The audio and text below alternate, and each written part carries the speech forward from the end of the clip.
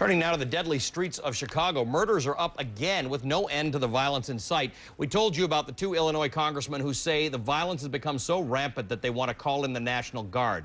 It's not likely to happen, but what makes this especially alarming, many of the victims are teenagers. The recent shooting death of Robert Tate stands out. Listen to CNN's Joe Johns.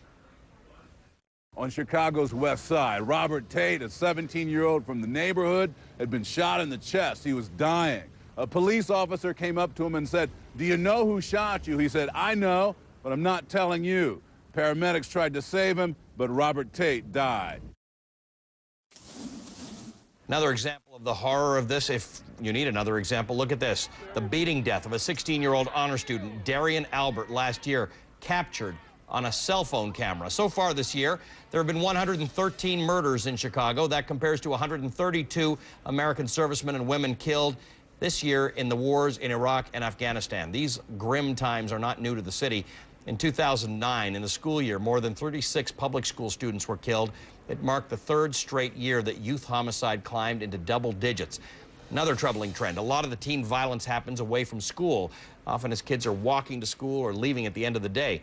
There's a shocking aspect to this. Teens, like the one you saw, Robert Tate, unwilling to snitch on their attacker as he lay dying, unwilling to tell the police who shot him. The question is, how do you break this code of silence? Joining us from Chicago, CNN analyst Roland Martin. He's the host of Washington Watch and is a syndicated columnist. Roland, good to see you, my friend. You've been on this story. How's it going? Good, thank you. You've been on the story for a long time. You and I were talking about it last summer. Yeah. I mean, first of all, help me get my head around this kid who's dying and won't tell the police who shot him. Well, this speaks to a culture that exists not only in Chicago, but all across the country, where you have mistrust, where you have this whole notion of you don't snitch, you don't tell. It is ludicrous. It is crazy. It makes no sense whatsoever. And so this is what continues this level of violence, because you have people who are committing murders who never go to jail because no one wants to talk. And so folks in the community, in many ways, there's a code, if you will, a code of the streets. You don't talk. All right, Roland, when you were talking about this, I learned more about the discussions that you would have with people about this than from anyone else. This is partially a policing issue. It's a lot to do with schools. It's a lot to do with community. Where does the answer lie to trying to break this code?